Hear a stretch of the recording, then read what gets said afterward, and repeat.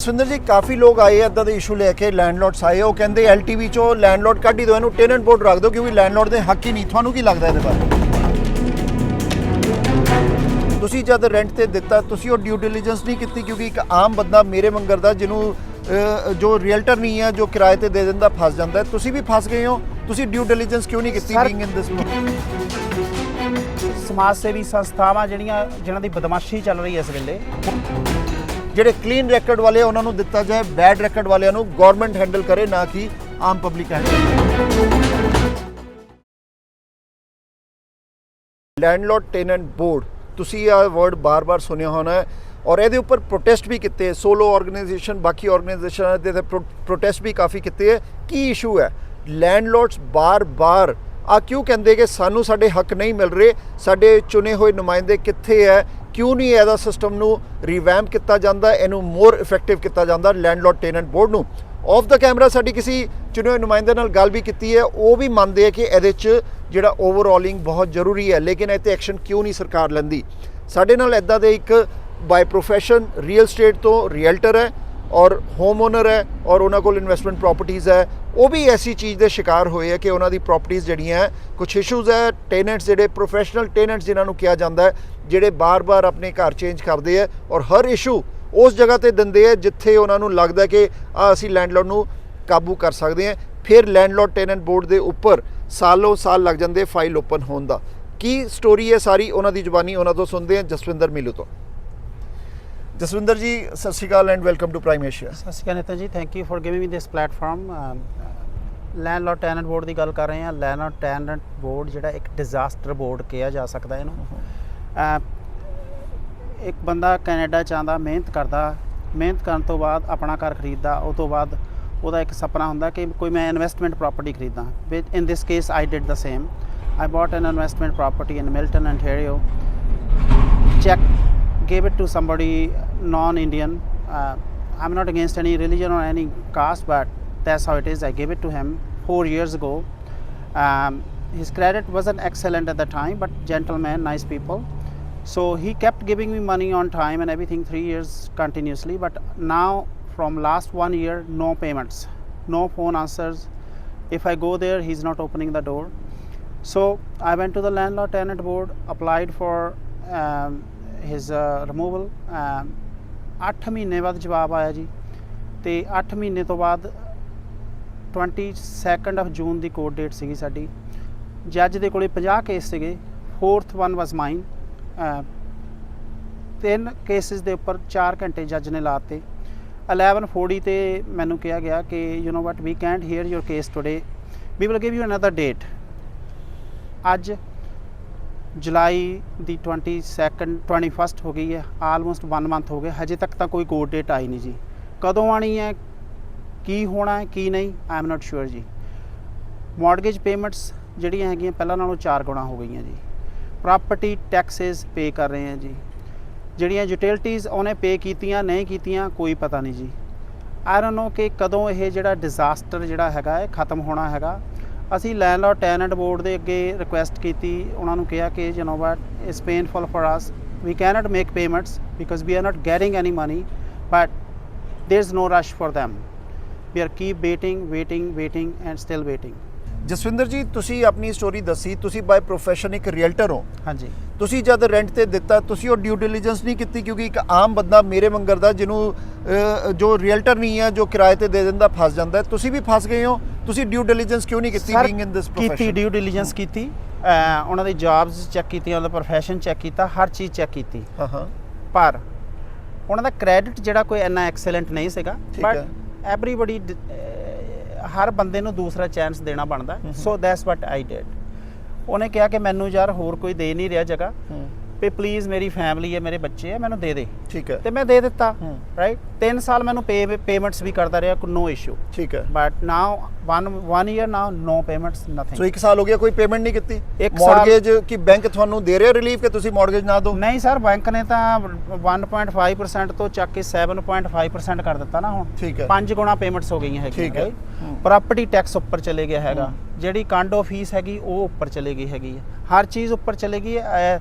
So basically ਜਿਹੜਾ ਉਹ ਕਹਿੰਦੇ ਹੁੰਦੇ ਨਾ ਚਾਕੂ ਤੇ ਖਰਬੂਜੇ ਵਾਲੀ ਗੱਲ ਹੈ, ਹਾਂਜੀ। ਅਸੀਂ ਖਰਬੂਜੇ ਬਣੇ ਵੇ ਤੇ ਚਾਕੂ ਲੈਂਡ ਤੁਸੀਂ ਆਪਣੇ ਤੁਸੀਂ ਕਹਿੰਦੇ ਹੋ 2 ਪ੍ਰਾਪਰਟੀਆਂ, ਤੁਸੀਂ ਆਪਣੇ ਏਰੀਆ ਦੇ ਐਮਪੀਪੀ ਨੂੰ ਮਿਲੇ ਜਾ ਕੇ ਵੋਟ ਪਾਈ ਸੀ ਉਹਨਾਂ ਨੇ? ਸਰ ਪਾਈ ਸੀਗੀ ਵੋਟ, ਮਿਲੇ ਆ ਤੇ ਉਹ ਵੀ ਮੰਨਦੇ ਆ ਕਿ ਡਿਜ਼ਾਸਟਰ ਹੈਗਾ, ਠੀਕ ਹੈ, ਰਾਈਟ। ਪਰ ਕੀ ਕਰ ਰਹੇ ਉਹਦੇ ਬਾਰੇ ਉਹ ਕਹਿੰਦੇ ਜੀ we are working on it.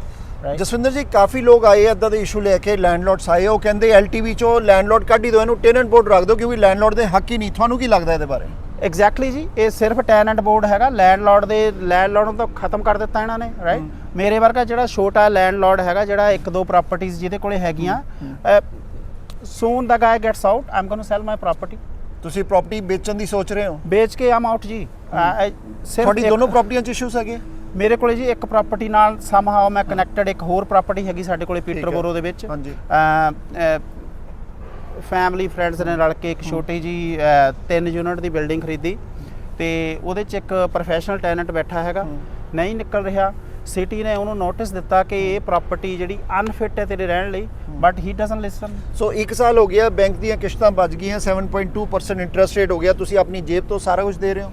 ਸਾਰਾ ਕੁਝ ਦੇ ਰਹੇ ਬਿੱਲ ਬੱਤੀਆਂ ਕੌਣ ਦੇ ਰਿਹਾ? ਬਿੱਲ ਬੱਤੀਆਂ ਉਹ ਦੇ ਰਿਹਾ ਜਾਂ ਨਹੀਂ, ਆਈ ਐਮ ਨਾਟ ਸ਼ੋਰ, ਕਿਉਂਕਿ ਬਿੱਲ ਬੱਤੀਆਂ ਉਹਦੇ ਨਾਂ ਤੇ ਹੈ। ਨਹੀਂ, ਅਗਰ ਇਲੈਕਟ੍ਰਿਸਿਟੀ ਦਾ ਚਾਰजेस ਦੇ ਰਹੇ, ਨਹੀਂ ਤਾਂ ਕਨੈਕਸ਼ਨ ਕੱਟ ਜਾਂਦਾ, ਸੋ ਦੇ ਰਹੇ ਹੋਣੇ ਆ। ਇਲੈਕਟ੍ਰਿਸਿਟੀ ਵਾਲੇ ਵੀ ਬਦਮਾਸ਼ੀ ਕਰਦੇ ਪਏ ਆ। ਅੱਛਾ। ਉਹ ਕਨੈਕਸ਼ਨ ਨਹੀਂ ਕੱਟਦੇ ਕਿਉਂਕਿ ਅਕੋਰਡਿੰਗ ਟੂ them ਕਿ ਲੀਗਲੀ ਨਹੀਂ ਕੱਟਿਆ ਜਾ ਸਕਦਾ। ਲੀਗਲੀ ਕਹਿੰਦੇ ਪਾਣੀ ਦਾ ਕਨੈਕਸ਼ਨ ਨਹੀਂ ਕੱਟਿਆ ਜਾ ਸਕਦਾ। ਅਸੀਂ ਇਦਾਂ ਦੇ ਕੇਸਸ ਆਏ ਆ, ਉਹ ਕਹਿੰਦੇ ਬਿਜਲੀ ਵਾਲੇ ਕੱਟ ਦਿੰਦੇ ਆ, ਹਾਈਡਰੋ ਔਰ ਉਹ ਕੱਟ ਦਿੰਦੇ, ਪਾਣੀ ਦਾ ਕਨੈਕਸ਼ਨ ਹਿਊਮੈਨਿਟੀ ਕਰਕੇ ਉਹ ਨਹੀਂ ਕੱਟ ਸਕਦੇ। ਉਹ ਜਿਹੜਾ ਪਾਣੀ ਦਾ ਬਿੱਲ ਹੈ ਲੋਕਾਂ ਦੇ, ਲੈਂਡਲੋਰਡਸ ਦੇ ਪ੍ਰੋਪਰਟੀ ਟੈਕਸ 'ਚ ਲੱਗ ਕੇ ਆ ਰਿਹਾ ਕਿਉਂਕਿ ਉਹ ਟੈਨੈਂਟ ਨਹੀਂ। ਹਾਂ ਜੀ, ਉਹ ਪ੍ਰੋਪਰਟੀ ਟੈਕਸ 'ਚ ਲੱਗ ਕੇ ਆ ਰਿਹਾ, ਪਰ ਇਨ ਦਿਸ ਕੇਸ ਮੈਨੂੰ ਕੋਈ ਲੈਂਡ ਟੈਕਸ ਦੇ ਵਿੱਚ ਲੱਗ ਕੇ ਨਹੀਂ ਆਇਆ ਮਿਲਟਨ ਵਾਲੀ ਪ੍ਰਾਪਰਟੀ ਦੇ ਵਿੱਚ। ਪਰ ਜਿਹੜੀ ਪੀਟਰਬੋਰੋ ਦੇ ਵਿੱਚ ਇੱਕ ਸਾਡੇ ਕੋਲੇ ਪ੍ਰਾਪਰਟੀ ਰਲ ਕੇ ਫਰੈਂਡਸ ਨੇ ਜਿਹੜੀ ਸਾਨੂੰ ਸਮਹਾਓ ਵੀ ਕਨੈਕਟਡ, ਉਹਦੇ ਵਿੱਚ ਪਾਣੀ ਦਾ ਬਿੱਲ ਜੀ, ਪ੍ਰਾਪਰਟੀ ਟੈਕਸ ਤਾਂ ਦੇਣਾ ਹੈਗਾ, ਪਾਣੀ ਦਾ ਬਿੱਲ, ਬਿਜਲੀ ਦਾ ਬਿੱਲ, ਗੈਸ ਦਾ ਬਿੱਲ, ਹਰ ਚੀਜ਼ ਜਿਹੜੀ ਲੱਗ ਕੇ ਨਾਲ ਸਾਨੂੰ ਆ ਰਹੀ ਹੈ। ਪਰ ਉਹ ਟੈਨੈਂਟ ਜਿਹੜਾ ਹੈਗਾ ਉਹ ਕੋਈ ਇੱਕ ਪੈਨੀ ਨਹੀਂ ਦੇ ਰਿਹਾ। ਉਹਦੇ ਪਰ ਬੈਲੈਂਸ ਸੀਗਾ ਕੋਈ $19,000 ਦਾ। ਠੀਕ ਹੈ। ਬੈਲੈਂਸ ਓਡ ਸੀਗਾ। ਕਿਸ ਚੀਜ਼ ਦਾ ਬੈਲੈਂਸ ਸੀਗਾ? ਹੀ ਡਿਡਨਟ ਪੇ। ਅੱਛਾ, ਰਾਈਟ।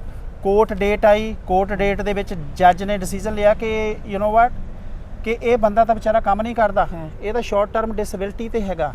ਸੋ ਅੱਗੇ ਜੀ ਸਮਾਜ ਸੇਵੀ ਸੰਸਥਾਵਾਂ ਜਿਨ੍ਹਾਂ ਦੀ ਬਦਮਾਸ਼ੀ ਚੱਲ ਰਹੀ ਹੈ ਇਸ ਵੇਲੇ, ਕੁਝ ਸੰਸਥਾਵਾਂ ਜਿਹੜੀਆਂ ਟੈਨੈਂਟਸ ਦੇ ਨਾਲ ਹੈਗੀਆਂ, ਉਹ ਕਹਿੰਦੇ ਜੀ ਅਸੀਂ ਤੁਹਾਨੂੰ ਕਿਸੇ ਨਾ ਕਿਸੇ ਹੋਰ ਪਾਸੇ ਤੋਂ ਲੈ ਕੇ ਦੇਵਾਂਗੇ। ਐਟ ਦਾ ਟਾਈਮ ਜੱਜ ਨੂੰ ਮਨਾ ਲਿਆ, ਇੱਕ ਪੈਨੀ ਨਹੀਂ ਸਾਨੂੰ ਮਿਲੀ ਜੀ।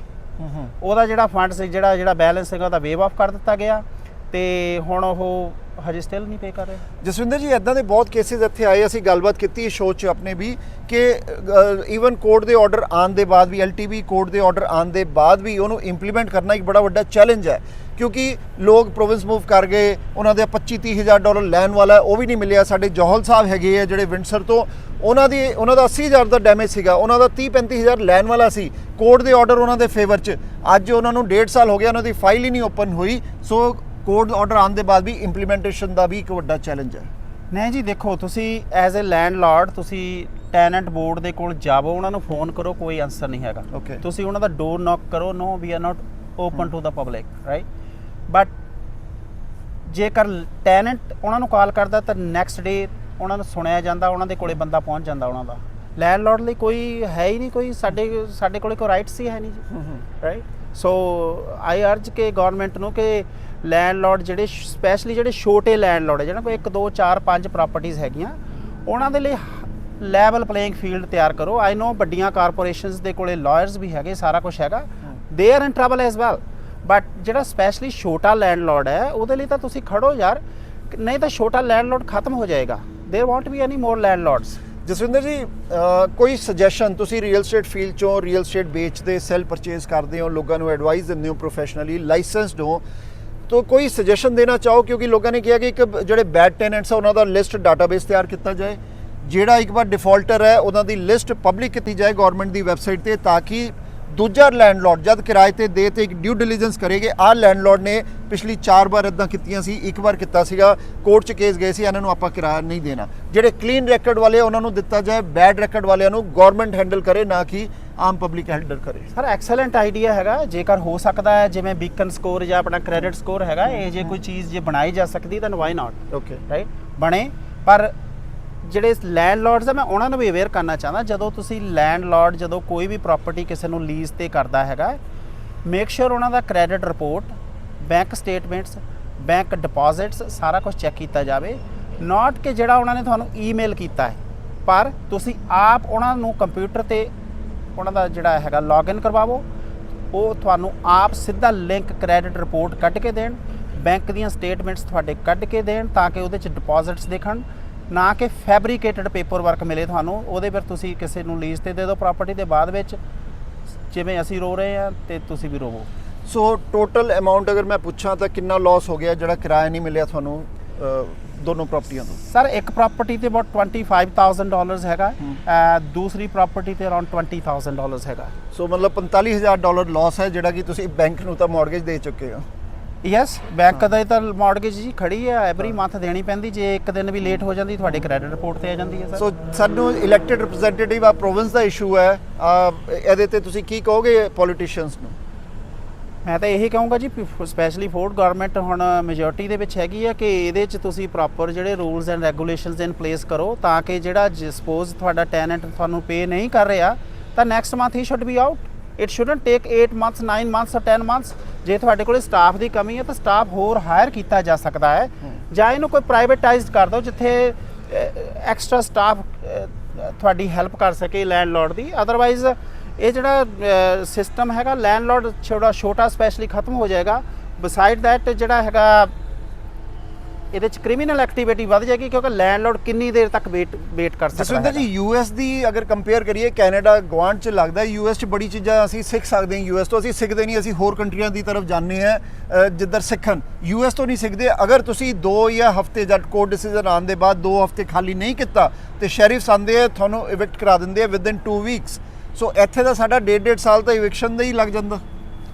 ਬਿਲਕੁਲ ਜੀ, ਜੇਕਰ ਕਿਸੇ ਨਾਲ ਦੇ ਸੂਬੇ ਦੇ ਵਿੱਚ ਜਾਂ ਨਾਲ ਦੀ ਕੰਟਰੀ 'ਚ ਬੈਟਰ ਰੂਲਸ ਹੈ ਉਹਨਾਂ ਤੋਂ ਇਹਨਾਂ ਨੂੰ ਸਿੱਖਣਾ ਚਾਹੀਦਾ ਹੈ। ਜਿਹੜੀਆਂ ਚੀਜ਼ਾਂ ਚੰਗੀਆਂ ਸਿੱਖਣੇ ਵਾਲੀਆਂ ਸਿੱਖ ਕੇ ਇੱਥੇ ਇੰਪਲੀਮੈਂਟ ਕਰਨੀਆਂ ਚਾਹੀਦੀਆਂ, ਤਾਂ ਕਿ ਜਿਹੜਾ ਇਹ ਕੰਟਰੀ ਜਿਹੜੀ ਸੇਫ ਕੰਟਰੀ ਅਸੀਂ ਇੱਥੇ ਇੰਨੀ ਦੇਰ ਤੋਂ ਰਹਿ ਰਹੇ ਹਾਂ, ਇਹ ਸੇਫ ਤੇ ਵਧੀਆ ਬਿਊਟੀਫੁਲ ਕੰਟਰੀ ਸੀਗੀ, ਅਸੀਂ ਇਹਨੂੰ ਵਰਸ ਹੋਣ ਤੋਂ ਰੋਕ ਸਕੀਏ, ਤਾਂ ਕਿ ਹਰ ਬੰਦੇ ਦਾ ਆਪਣਾ ਡਰੀਮ ਹੈਗਾ। ਅੱਜ ਬੱਚੇ ਸਟੂਡੈਂਟ ਆ ਰਹੇ ਹੈ, ਇਹਨਾਂ ਨੇ ਵੀ ਕੱਲ੍ਹ ਨੂੰ ਲੈਂਡਲੋਰਡ ਬਣਨਾ ਹੈ। ਇਹਨਾਂ ਨੂੰ ਵੀ ਮੈਂ ਚਾਹੁੰਦਾ ਕਿ ਆਪਣੀਆਂ ਪ੍ਰਾਪਰਟੀਜ਼ ਖਰੀਦਣ, ਵਧਣ ਅੱਗੇ, ਹਰ ਬੰਦੇ ਦੇ ਐਂਬੀਸ਼ਨਸ ਹੋਣ। ਪਰ ਜੇਕਰ rules and regulations specially criminal activities ਜਿਵੇਂ ਵੱਧ ਰਹੀਆਂ ਜਾਂ ਲੈਂਡਲੋਰਡ ਟੈਨੈਂਟ ਬੋਰਡ ਡਿਜ਼ਾਸਟਰ ਬਣ ਚੁੱਕਿਆ, ਤਾਂ ਫਿਰ ਹਰ ਬੰਦਾ ਇਹੀ ਕਹੇਗਾ who cares then we don't want to buy any more. ਅਸੀਂ ਅੱਗੇ ਕੋਈ ਵਧਣਾ ਨਹੀਂ ਹੈਗਾ, ਇੱਕ ਘਰ ਖਰੀਦਿਆ ਤੇ ਗੱਲ ਖਤਮ ਜੀ। ਜਸਵਿੰਦਰ ਜੀ, ਥੈਂਕ ਯੂ ਤੁਹਾਡਾ। ਹੋਪਫੁਲੀ ਸਰਕਾਰ ਸੁਣੂਗੀ, LTB ਸੁਣੂਗਾ। ਜਿਹੜਾ ਜਿੱਥੇ ਟੈਨੈਂਟਸ ਦੇ ਰਾਈਟਸ ਉੱਥੇ ਲੈਂਡਲੋਰਡਸ ਨੂੰ ਰਾਈਟਸ ਦਿੱਤੇ ਗਏ ਆ, ਲੇਕਿਨ ਲੱਗਦਾ ਲੈਂਡਲੋਰਡਸ ਨੂੰ ਤਦ ਹੀ ਪ੍ਰੋਟੈਸਟ ਹੋ ਰਹੇ ਸੜਕਾਂ ਤੇ ਕਿ ਉਹਨਾਂ ਨੂੰ ਰਾਈਟਸ ਉਹਨਾਂ ਦੇ ਪੂਰੇ ਨਹੀਂ ਮਿਲ ਰਹੇ। ਤੁਸੀਂ ਆਏ, ਗੱਲਬਾਤ ਕੀਤੀ, ਹੋਪਫੁਲੀ ਤੁਹਾਡੇ ਵੀ ਇਸ਼ੂ ਜਲਦ ਸੋਲਵ ਹੋਣਗੇ। ਥੈਂਕ ਯੂ ਸੋ ਮਚ ਜੀ। Thank you. ਸੋ ਆ ਸੀਗੇ ਜਸਵਿੰਦਰ ਮੀਲੂ, ਜਿਹੜੇ ਕਿ ਬਾਈ ਪ੍ਰੋਫੈਸ਼ਨ ਇੱਕ ਰੀਅਲਟਰ ਹੈ। ਸੋ ਅਗਰ ਰੀਅਲਟਰ ਹੋ ਕੇ ਇੱਕ ਪ੍ਰੋਫੈਸ਼ਨਲ ਰੀਅਲਟਰ ਜਿਹੜੇ ਕਿ ਲਾਇਸੈਂਸ ਹੋ ਕੇ ਉਹਨਾਂ ਦੀ ਪ੍ਰਾਪਰਟੀ 'ਚ ਇੱਦਾਂ ਦੇ ਇਸ਼ੂਜ਼ ਆ ਸਕਦੇ ਤੇ ਆਮ ਪਬਲਿਕ ਦਾ ਅਸੀਂ ਸੋਚ ਸਕਦੇ ਹਾਂ। ਇਹਨਾਂ ਨੇ ਬੜੀ ਅੱਛੀ ਗੱਲ ਕੀਤੀ। ਜਿਹੜੇ ਸਟੂਡੈਂਟਸ ਹੈ, ਵਰਕ ਪਰਮਿਟ, PR, ਉਹਨਾਂ ਨੇ ਵੀ ਕੱਲ੍ਹ ਇੱਕ ਹੋਮ ਓਨਰ ਬਣਨਾ। ਸੋ ਪ੍ਰਾਪਰਟੀ ਨੂੰ ਰੈਂਟ ਕਰਨ ਦੇ ਪਹਿਲੇ ਡਿਊ ਡਿਲੀਜੈਂਸ ਜ਼ਰੂਰ ਕੀਤੀ ਜਾਏ, ਰੈਕਡ ਚੈੱਕ ਕੀਤਾ ਜਾਏ, ਕ੍ਰੈਡਿਟ ਸਕੋਰ ਚੈੱਕ ਕੀਤਾ ਜਾਏ, ਔਰ ਸਰਕਾਰ ਨੂੰ ਅਪੀਲ ਹੈ ਕਿ LTB ਨੂੰ ਰੀਵੈਂਪ ਕੀਤਾ ਜਾਏ, ਬਿਕੋਜ਼ ਬਹੁਤ ਸਾਰੀ ਡਿਮਾਂਡ ਆ ਗਈ ਹੈ ਔਰ ਇੱਕ ਕੇਸ ਐਨਫ ਹੁੰਦਾ ਹੈ। ਇੱਥੇ ਹਜ਼ਾਰਾਂ ਕੇਸ ਲੈਂਡਲੋਰਡ ਜਿਹੜੇ ਸਮਾਲ ਲੈਂਡਲੋਰਡਸ ਉਹਨਾਂ ਦੇ ਆ ਰਹੇ ਹੈ ਔਰ ਉਹਨਾਂ ਨੂੰ ਲੱਗਦਾ ਉਹਨਾਂ ਦੇ ਰਾਈਟਸ ਨਹੀਂ ਹੈ। ਸੋ ਸਰਕਾਰ ਔਰ MPP ਜਿਹੜੇ ਨੀਨਾ ਟਾਂਗਰੀ ਜਿਹੜੇ ਕਿ ਮਿਨਿਸਟਰ ਆਫ ਹਾਊਸਿੰਗ ਹੈ, ਉਹਨਾਂ ਨੂੰ ਵੀ ਅਪੀਲ ਹੈ ਕਿ ਇਹਦੇ ਤੇ ਜ਼ਰੂਰ ਕੁਝ ਕਰਨ ਔਰ ਇਹਦੇ ਤੇ ਇੱਕ ਸਟ੍ਰਿਕਟ ਲਾਜ਼ ਲੈ ਕੇ ਆਉਣ ਤਾਂ ਕਿ ਲੈਂਡਲੋਰਡਸ ਨੂੰ ਸੇਫਟੀ ਮਹਿਸੂਸ ਹੋ ਸਕੇ। ਉਮੀਦ ਹੈ ਪ੍ਰੋਗਰਾਮ ਅੱਛਾ ਲੱਗਾ ਹੋਵੇਗਾ। ਦੇਖਦੇ ਰਹੋ ਪ੍ਰਾਈਮ ਏਸ਼ੀਆ, ਤੁਹਾਡਾ ਆਪਣਾ, ਤੁਹਾਡੇ ਲਈ।